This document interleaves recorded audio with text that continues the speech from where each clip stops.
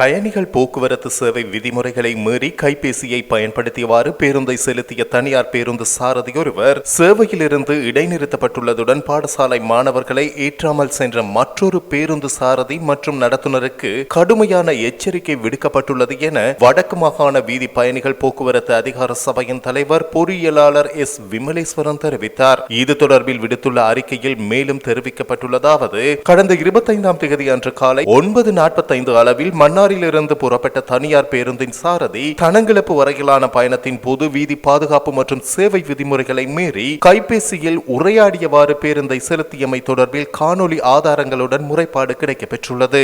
இம்முறைப்பாடு தொடர்பில் முன்னெடுக்கப்பட்ட விசாரணைகளின் அடிப்படையில் குறித்த பேருந்து சாரதி மறு அறிவித்தல் வரும் வரை பணி நீக்கம் செய்யப்பட்டுள்ளார். அதேபோன்று கடந்த 23ஆம் தேதி அன்று மதியம் 1:40 அளவில் மாங்குளம் மகா வித்தியாலய மாணவர்களை ஏற்றாமல் சென்ற தனியார் பேருந்து தொடர்பில் பாடசாலை நிர்வாகத்தால் அதிகார சபைக்கு எழுத்து மூலமான முறைப்பாடு மேற்கொள்ளப்பட்டிருந்தது. அதற்கமைவாக குறித்த சம்பவத்துடன் தொடர்புடைய பேருந்தின் சாரதி மற்றும் நடத்துனர் ஆகியோர் விசாரணைக்கு அழைக்கப்பட்டு விசாரணைகள் மேற்கொள்ளப்பட்டதுடன் அவர்களுக்கு உத்தியோகபூர்வ கடும் எச்சரிக்கையும் வழங்கப்பட்டுள்ளது. பொது போக்குவரத்து சேவைகளின் தரம் மற்றும் பாதுகாப்பை உறுதிப்படுத்தும் வகையில் இவ்வாறான விதிமீறல்கள் தொடர்பில் பொதுமக்கள் ஆதாரங்களுடன் முறைப்பாடுகளை முன்வைக்கும் பட்சத்தில் சம்பந்தப்பட்டவர்களுக்கு எதிராக தயங்காமல் உரிய நடவடிக்கைகள் மேற்கொள்ளப்படும் எனவும் அந்த அதிகார சபையின் தலைவர் குறிப்பிட்டுள்ளார்.